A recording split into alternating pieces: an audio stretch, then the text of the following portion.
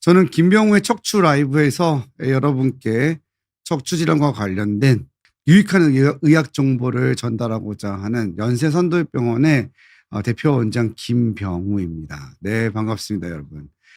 오늘의 주제는 한번 보도록 할게요. 제목 함께 보고, 협착증 때문에 다리가 붓고 아플 수 있나요? 라는 내용이라고 보시면 되겠어요.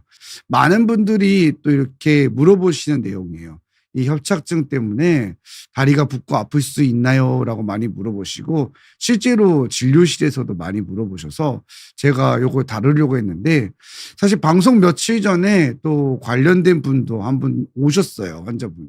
그래서 또 참 의미 있는 주제가 될 수 있겠다 해서 준비를 해보았습니다. 환자분들이 의외로 진료실에서 많이 물어보시는 거예요. 전 다리가 좀 부었어요. 이 얘기를 많이 하고, 또 문의사항으로도 많이 하세요. 실제로도 환자분들이 또 수술이나 시술, 또 뭐 여러 가지 치료 중에도, 약물 치료 중에도 붓는다는 이야기도 물어보시고, 왜 이러느냐 이렇게 물어보시는데, 이 다리가 붓는다는 것부터 먼저 여러분들이 어떤 의미가 있는 건지 의학적으로는 그걸 한번 짚고 넘어가 봐야 될 것 같아요. 그래서 다리가 부어요. 자, 다리가 붓는다는 거는 우리가 의학적인 용어로는 하지부종이라는 말을 가장 많이 씁니다. 하지부종.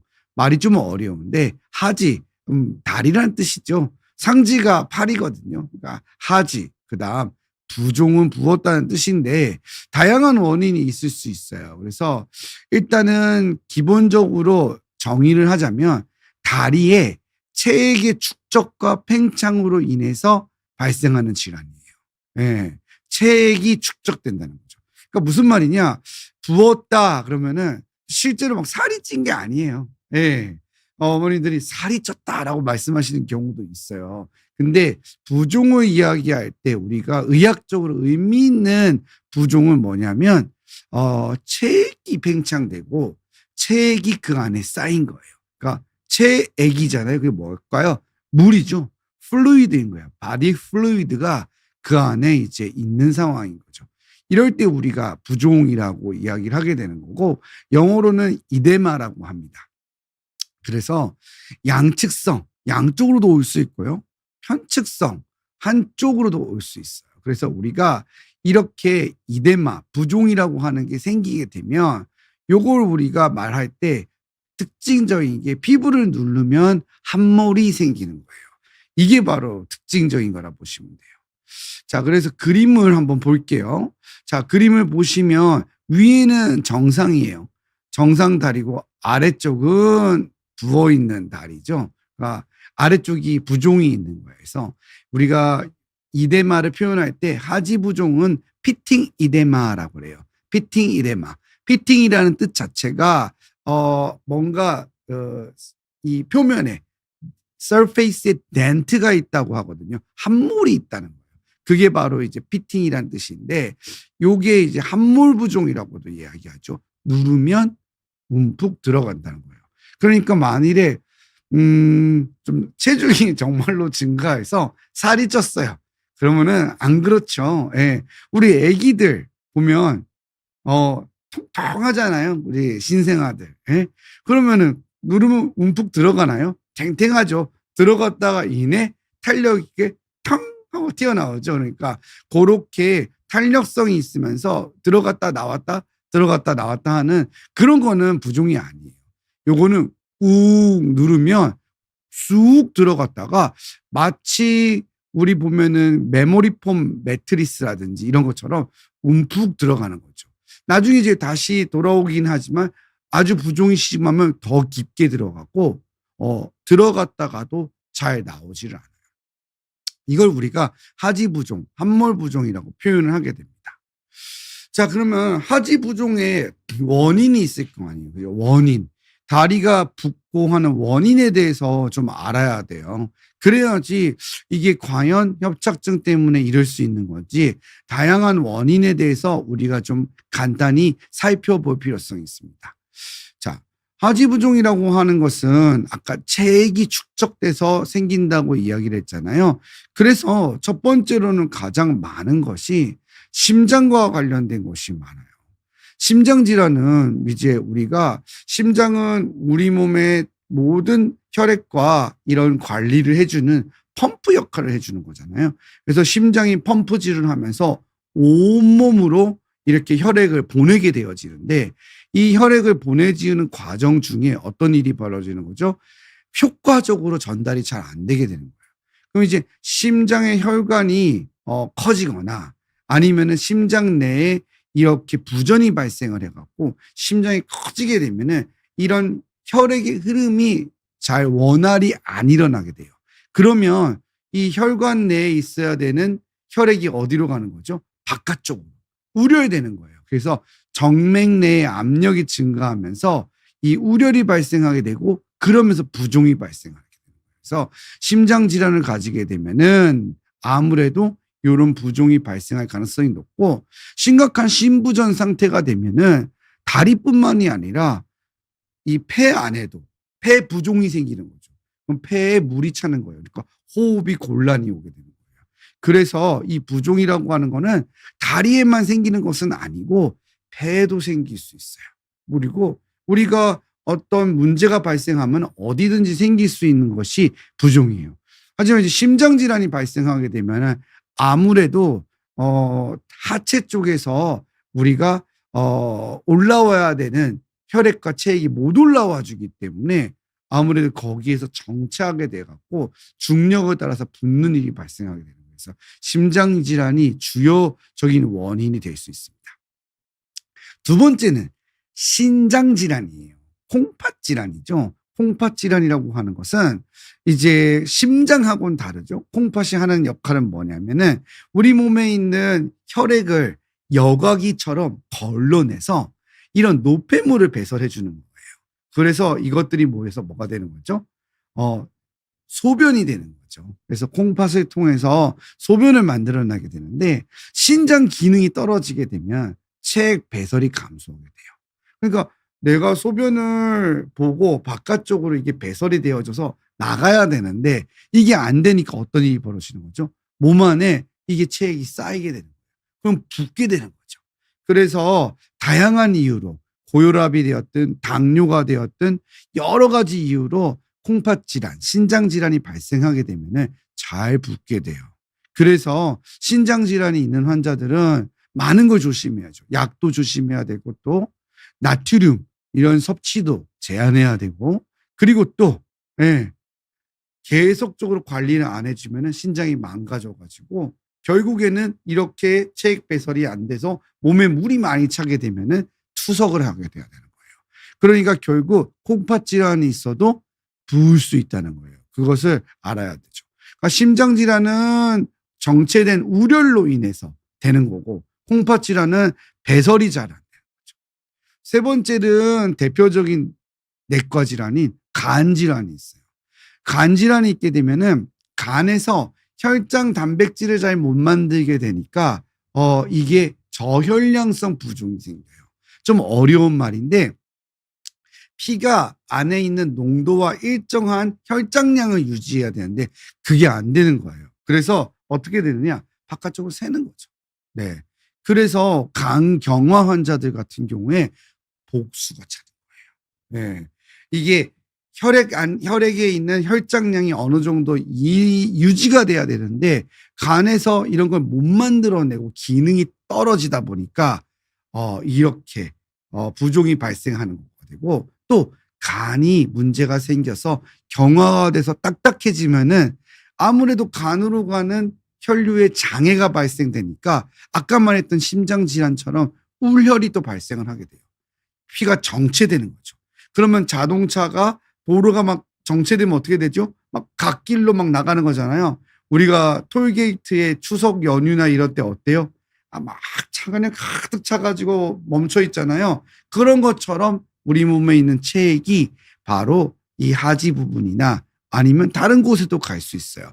모든 곳에서 생길 수 있는데 특히 다리 쪽이 아무래도 우리가 서서 생활을 하고 앉아서 생활을 하잖아요. 그러다 보니까 중력의 영향을 받아서 다리가 많이 붓게 되는 거예요. 그래서 앞서 드렸던 세 가지 대표적인 질환들이 있는 거예요. 그러니까 심장에 문제가 있는 경우, 신장, 콩팥에 문제가 있는 경우, 간에가 문제가 있는 경우에도 이렇게 대표적인 이 세 가지, 네 가지 질환으로 인해서 발생을 할 수 있어요. 자, 그렇다면은 또 다른 것들이 하나 더 있어요. 이렇게 내과적으로 문제가 없는데 어딘가에 혈관에 혈전이 생기거나 막히게 되는 거예요.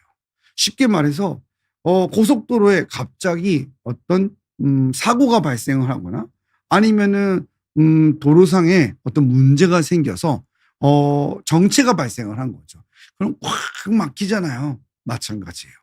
우리 몸에 있는 정맥 중에 특히 깊은 곳에 있는 심부정맥에 혈전이 발생하게 되거나 혹은 정맥류나 정맥의 역류가 심해지거나 문제가 발생하게 되면은 정체가 되는 거예요. 우리 몸에는 아까 얘기했던 것처럼 심장에서 혈액을 올린 다음에 다시 뇌를 거쳐서 내려갈 거 아니에요. 온몸으로 이렇게 내려가는 과정 중에 다리까지 내려가서 올라올 때 역류를 하지 말라고 이 심부정맥에는 판막이 있어요. 역류하지 말라는. 근데 이게 뭔가 기능을 잘 못하게 되는 거죠. 그러다가 보면은 이게 안에 어떤 일이 생기는 거예요? 피가 정체하면서 여기에 혈전, 속된 말로 피떡이라고 그러죠. 이런 게 생기는 거예요. 그러면 막히게 되는 거죠. 그러면 이렇게 심부정맥 혈전증이 발생을 하게 돼서 다리가 붓는 일이 발생할 수 있어요. 그래서 정맥 순환 장애도 문제를 일으킬 수 있는 거예요. 앞에 있던 일이 없다 하더라도 괜찮아요. 건강한 사람인데도 발생을 할 수 있는 거죠. 쉽게 말해가지고 심부정맥에 혈전이 생기면 아까 말했던 심장질환이나 간질환이나 콩팥질환이 없더라도 발생을 할 수 있다는 겁니다.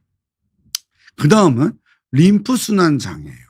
림프액이라고 하는 거는 혈액은 아니고 체액의 일종이죠. 근데 이게 배출이 원활하지 않으면은 부종이 발생할 수 있어요. 근데 림프순환 장애는 아주 흔하지는 않아요.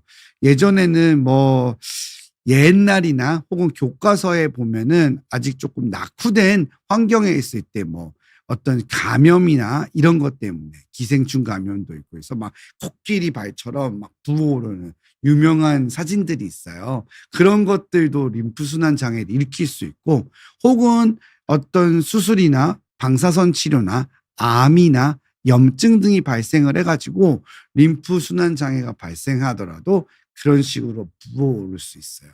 흔한 일은 아니에요. 임상에서 많이 볼 수 있는 것은 아니고 아무래도 상대적으로 좀 떨어지는데 이렇게 림프액에 문제가 생겨도 정맥순환제처럼 발생할 수 있어요.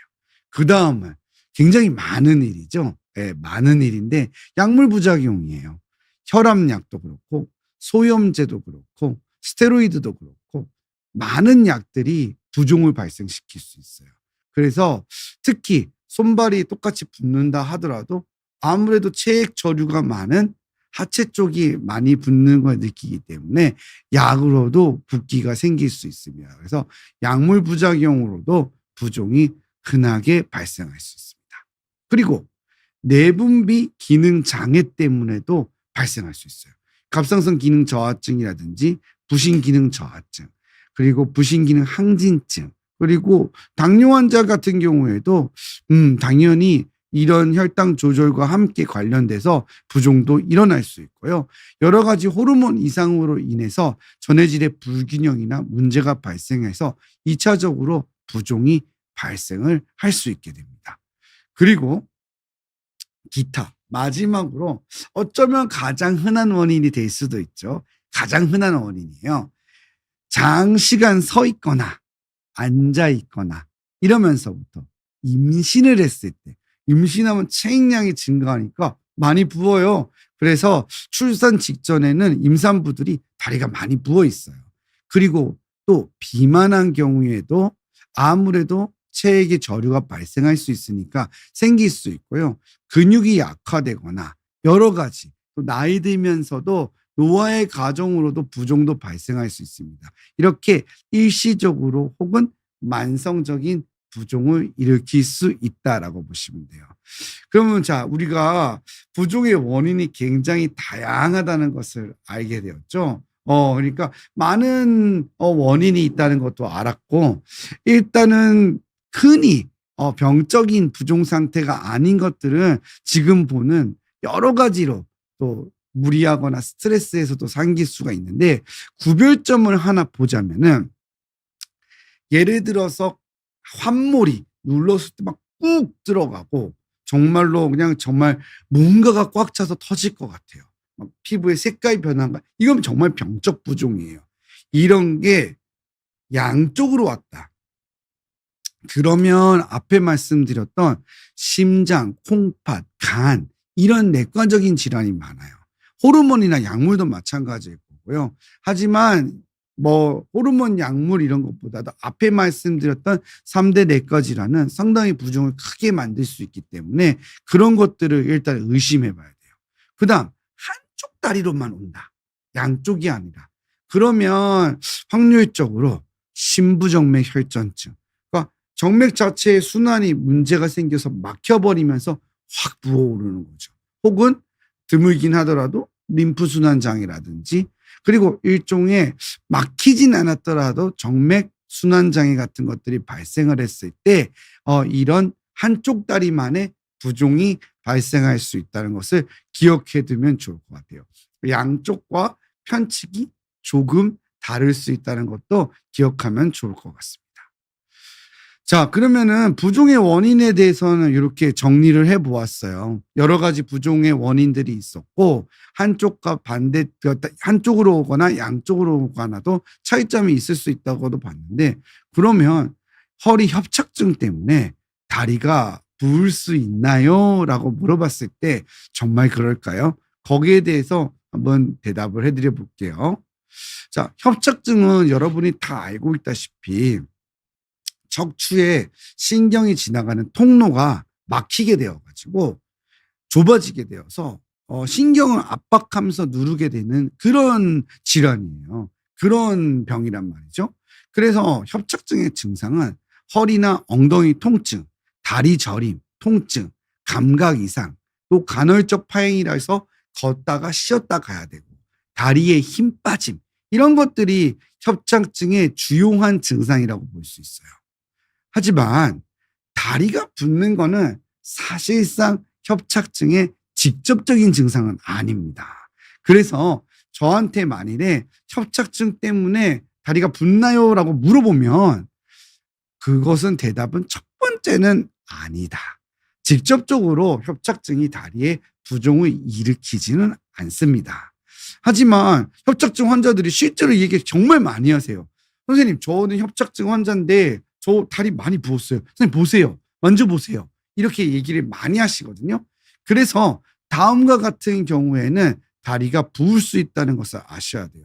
그렇게 세 가지의 경우를 설명을 드릴게요. 자, 협착증 환자가 다리가 부을 수 있는 세 가지 경우 중 첫 번째 경우입니다.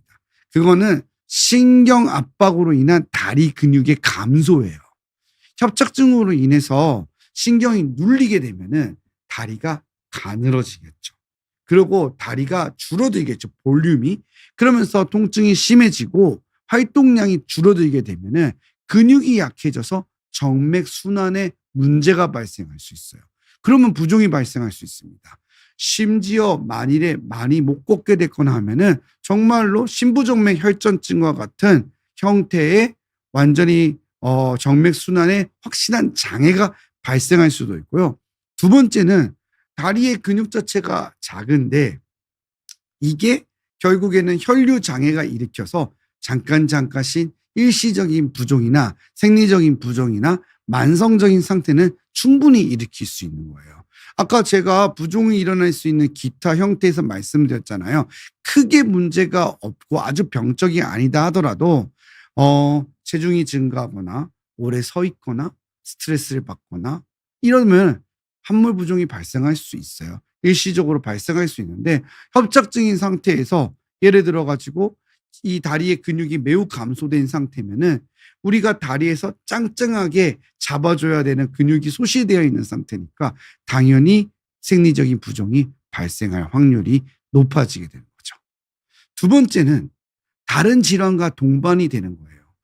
협착증은 나이가 들면서 생기기 때문에 젊은 사람들보다는 연령대가 당연히 높아서 고혈압, 당뇨뿐만이 아니라 아까 말씀드렸던 심부전이나 혹은 류마티스성 질환, 그리고 간 질환, 콩팥 질환을 가지고 있는 경우가 많습니다. 그래서 협착증 때문에 통증이 와서 병원에 오셔서 실제로 치료를 받으시는 어르신들의 얘기를 들어보면은 "어르신 지병이 어떤 게 있으세요?" 하고 우리가 조사를 하면은 적어도 서너 가지가 나와요.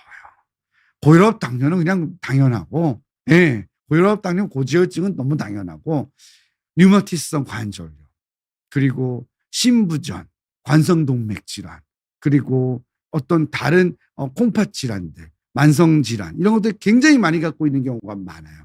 그러다 보니까 첫 번째 협착증으로 인해서 근육이 약화된 상태에서 이렇게 다른 동반 질환을 가지고 있으면 이게 시너지 효과를 내면서 부종을 충분히 일으킬 수 있는 겁니다. 협착증이 다이렉트로 직접적으로 일으키는 것은 아니지만 간접적으로 영향을 주게 되는 거죠. 그래서 협착증 환자가 다리가 붓는다고 생각도 많이 들고, 또 협착증이 치료가 잘 되지 않았을 때도 증상을 느끼기도 하고요. 그다음 협착증으로 수술이 끝나고 난 다음에도 이렇게 "어 다른 건 좋아졌는데 많이 부어요."라고 얘기하는 경우도 발생하는 거예요. 그리고 치료 중에도 환자들이 느끼게 됩니다. 마지막 세 번째는 약물이에요. 아무래도 협착증 환자들은 치료를 위해서 소염제라든지 협착증 치료 약물을 복용하는 경우가 많은데, 아무래도 이 조합이 부종을 잘 일으키는 약들이 많아요. 그러다 보니까 앞에서 말했던 1 번, 2번 두 가지가 맞물려서 이런 만성 질환에 대한 약물도 같이 복용을 하니까 협착증 약물뿐만이 아니라 이것들이 모두 모여 가지고 부종을 잘 일으킬 수밖에 없는 상태를 만들게 되는 거죠. 그래서 협착증 환자들은 요렇게 세 가지로 인해서, 첫 번째는 협착증 자체로 인해서 직접적이지는 않지만 근육량이 감소해서 이런 정체가 발생을 하게 되다 보니까 아무래도 정맥 순환에 문제가 생겨서 부종을 잘 일으키고, 연령대가 있는 환자가 많다 보니 약물이라든지 동반된 질환이 많아서 이것들이 모여 갖고 질환을 일으키게 된다는 겁니다. 부종을 일으키게 된다는 것이죠. 자, 그러면 59세 여자 환자 사례를 보면서 이러한 경우에는 어떠한 것인지 한번 이야기를 나눠 볼게요. 59세 여자 환자분이신데요. 왼쪽 다리가 부어서 왔어요. 이분은 다른 병원에서 허리 유압수를 받았어요. 왜냐하면 협착증이 오래됐기 때문에 전방전이증과, 그래서 수술적 치료를 해야 된다고 그래서 유압수를 받았고요. 퇴원하고 나신 다음부터 다리가 붓기 시작을 한 거예요. 처음에는 막 칼로 도려내는 통증도 있었다고 해요. 아주 심하였다고 하는데 이제 일시적으로 그럴 수도 있다라고 또 설명도 들었고, 잠깐 부었다가 또 빠졌다가도 하고, 그러다가 나중에 굉장히 심하고 붓고 저리는 상태가 돼서 내원을 하시게 된 거고, 혹시라도 수술이 잘못되었나 이런 걱정도 되셔서 병원을 내원하시게 됐어요.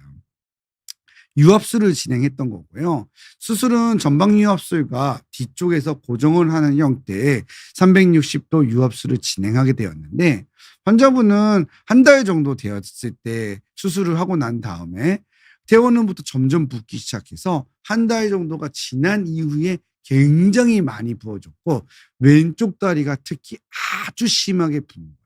그래서 제가 진료실에서 "이건 병적인 부종입니다. 이건 분명하게 문제가 있는 겁니다. 일시적인 형태는 아니고 이거는 무언가 문제가 있기 때문에 검사를 해 보셔야 됩니다."라고 이야기를 했고, 골반 쪽에 MRI하고 그다음에 도플러 검사를 시행을 하게 됐어요. 자, 골반 MRI 찍어 보았더니 여기는 오른쪽 다리고 여기는 왼쪽이죠. 근데 지금 MRI에서도 보면 이 오른쪽 다리보다 왼쪽이 훨씬 두꺼워진 것을 알 수가 있겠죠. 예. 그쪽만 살이 찌지는 않을 거 아니에요. 그리고 그쪽만 뭐 근육이 증가하겠어요? 뭔가 부어오른 거죠. 그래서 보면은 여기에 혈관들이 있거든요.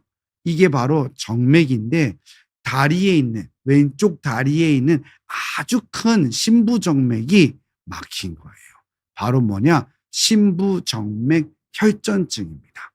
심부전맥 혈전증이 생기면서 이 부위가 막히게 되어서 왼쪽에 있는 가장 큰 정맥들이 막히게 된 거예요. 심부전맥 혈전증이라고 하는 것은 아까 전에 제가 원인 중에 하나라고 설명드렸던 정맥 순환의 장애를 일으키는 거죠. 다리를 못 움직이거나 아니면은 오랫동안 누워 있거나 이런 상태가 되었을 때 정체가 일어나면서 안에 혈전이 발생을 하는 거예요. 그러니까 우리가 수술을 하고 난 다음에 수술 환자들한테 항상 하는 게 있어요. 수술 환자들은 스타킹을 신잖아요. 그죠? 압박 스타킹 같은 건 신겨요. 환자들이 그거 굉장히 답답해 하시거든요. 아, 이거 빨리 벗어버리고 싶다. 그 스타킹을 신기는 이유가 바로 심부정맥이 혈전증이 생기지 않게 하려는 거예요. 누르게 되면서부터 정체되지 않고 혈류가 그 안에 우려되지 않게 해갖고 혈전이 발생하는 것을 방지하기 위해서죠. 그리고 병실에서 보면 우리가 침대마다 이렇게 뭐가 달려 있잖아요. 저희 환자분들도 가끔씩 물리치료기로 우리 어머님들이 오해하실 때가 있어요. 아유, 침상에 물리치료기가 있어서 너무 좋아요 이러시는데 아닙니다, 어머니. 그거 물리치료기 아니고요. 바로 심부정맥 혈전증을 막기 위해서 하는 압박 스타킹 같은 거예요. 이렇게 압박을 해주는 기기입니다라고 설명을 드리거든요. 바로 이러한 것들을 사용하는 이유도 이런 이유 때문입니다.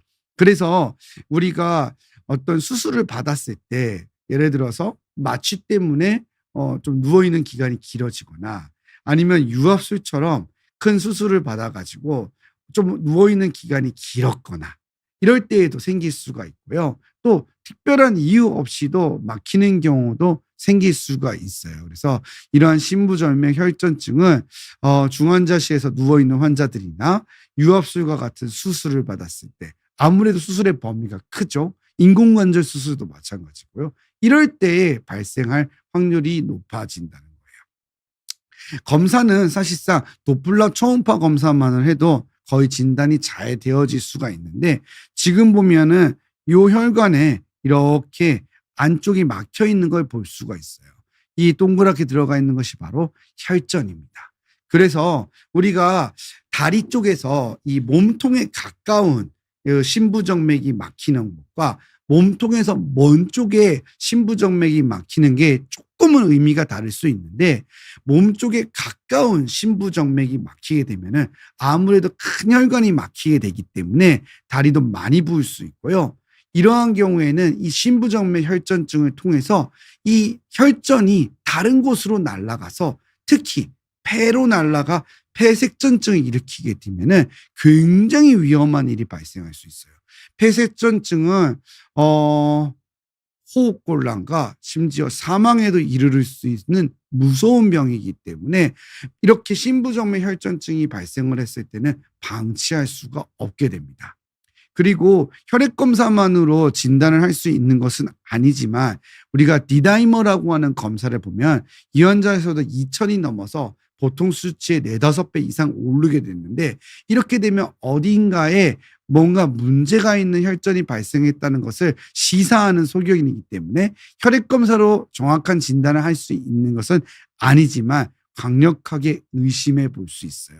지금 이 환자는 너무나도 명확하고 큰 데가 막힌 혈전이기 때문에 진단이 금방금방 잘 됐는데 작은 혈관들이 다리의 먼 쪽 발이라든지 정강이 쪽에 있는 심부정맥에서 막혔다가 또 풀어졌다가 이러면 진단이 조금 늦어지는 경우도 있을 수 있어요. 그러면 그럴 때는 우리가 임상적인 증상과 몇 가지 여러 보조 검사를 통해서 확인을 해볼 수 있고요. 요즘은 CT가 너무나도 잘 나왔기 때문에 확진은 또 CT로도 충분히 가능합니다. 그래서 이런 검사들이 가능하다는 것을 기억해 두시면 좋아요.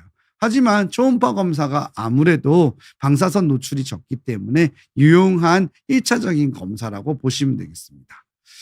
네. 신부전물 혈전증에 대한 치료를 얘기하면 오늘 강의를 끝낼 수가 없기 때문에 그거는 제가 또 전문으로 하는 분야는 아니에요. 제가 협착증에 대해서 수술을 하고 하는 신경외과 의사이기 때문에 신부전물 혈전증에 대한 치료는 아무래도 혈관 쪽을 보시는 선생님들하고 상의를 해 보시는 게 좋을 것 같고요.